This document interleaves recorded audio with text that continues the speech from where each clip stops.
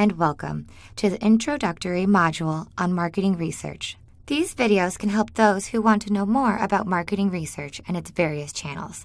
Let's begin. When a marketing decision maker is faced with a management problem, she may decide to use marketing research in order to arrive at an objective, informed decision, or course of action.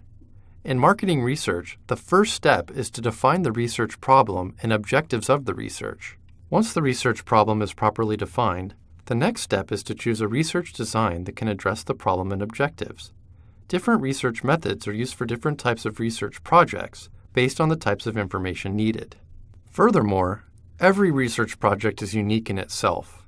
Therefore, there is no single research design best suited for a particular type of research. Many alternative research designs can satisfy the same research objectives, and the researcher needs to select a design that will be best suited for the current project. This chart illustrates the initial stages of marketing research: management problem, research objectives, and research design. The processes described in this chapter are: define research problem. In this process, the researcher understands the situation at hand and defines the research problem, which in turn helps determine the objectives of the research. Choose research design. In this process, the researcher examines the background information, consults with relevant parties and experts, and finalizes a research design that will be most suitable to fulfill the research objectives within the given conditions.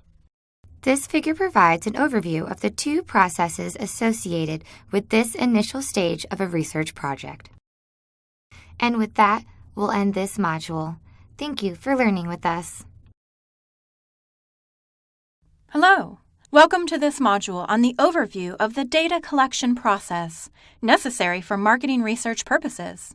The third chapter of this book discusses data collection methods for two types of research data: primary data and secondary data. Many significant marketing decisions are made based on the analysis of the data collected from a research project. Hence, the quality and relevance of the data is very important for any marketing research project. Other important factors to consider are the availability of data and the affordability of the process required to collect it. The researcher needs to decide whether to collect primary data or spend the research budget exclusively on secondary data. Researchers usually prefer to examine the utility of low-cost and readily available secondary data first to see whether they can partly or fully solve the research problem under investigation without collecting costly primary data. The source of the secondary data can be internal or external. The sources may include books or periodicals, published reports, data services, and computer databanks.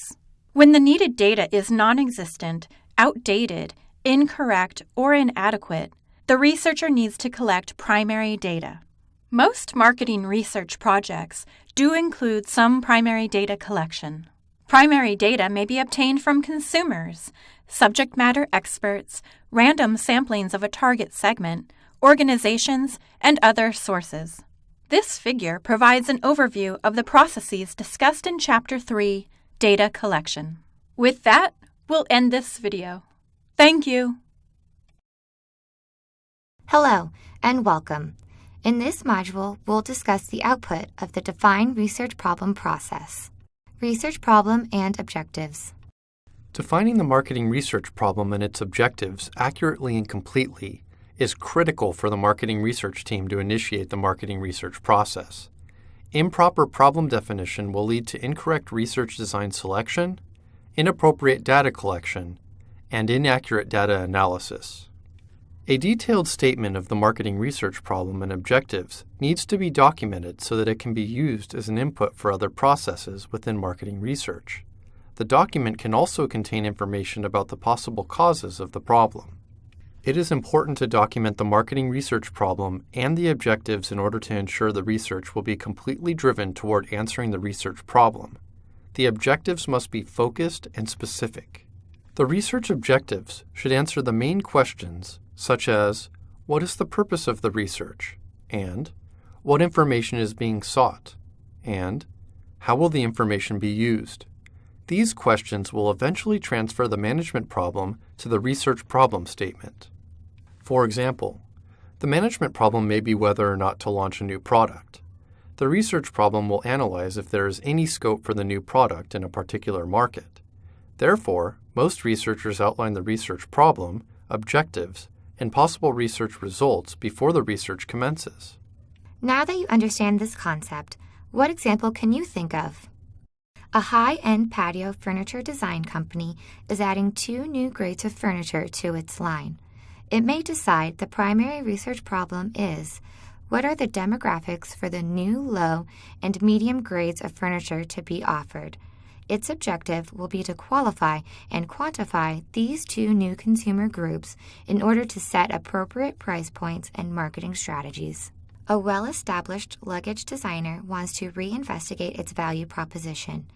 It may state the primary research problem as follows. How is our product line differentiated from the competition on customer service, price, warranty, and quality? Its objective will be to compare customer evaluations of the business using these criteria with evaluations of its 3 closest competitors using the same criteria. With that, we've reached the end of this module. Thank you for learning with us.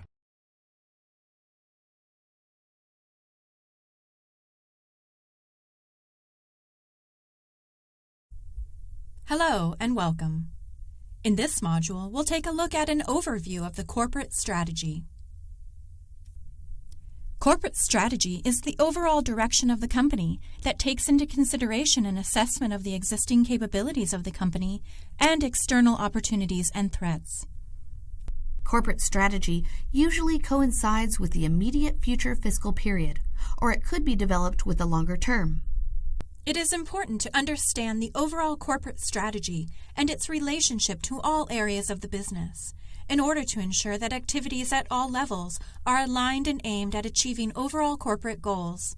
It is best to have a clear understanding of where the company plans to be in the near and far future, so that the marketing research projects can be planned and executed to contribute to the marketing objectives and the overall goals of the business.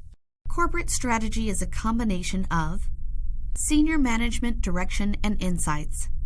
This is provided by senior management based on their experience and insights related to the business. Corporate product strategy.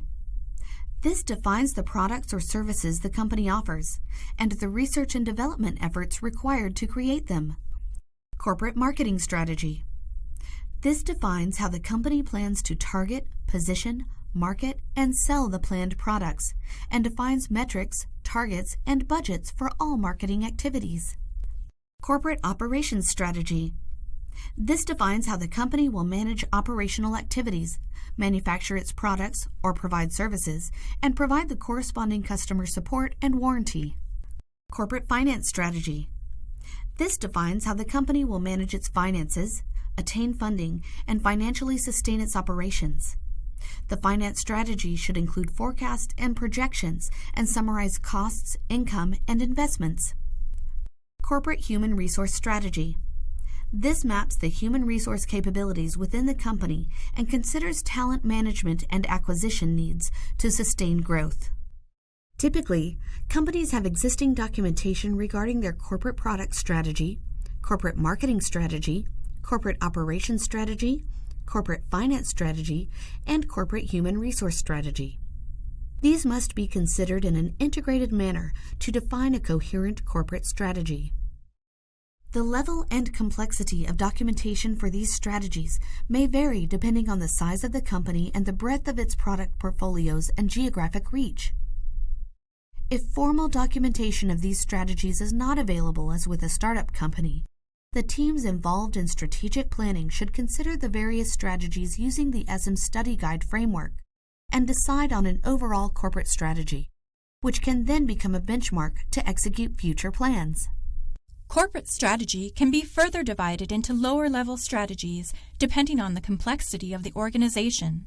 For example, the corporate strategy for an entire company can be divided into strategies for each business unit or geographic region, like country, state, or city, and then subdivided further into product or brand strategy for each product or brand in a business unit or geographic region. The product or brand strategy is the lowest level in this hierarchy. The diagram below illustrates the relationship between corporate strategy, business unit geographic strategy, and product brand strategy.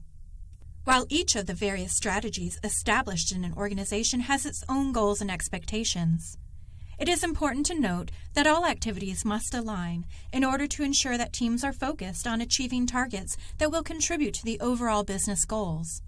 Alignment of goals across brands, functional areas, and business units contributes to the attainment of overall marketing objectives and ultimately assists the business in the successful execution of the corporate strategy and, therefore, the achievement of business goals.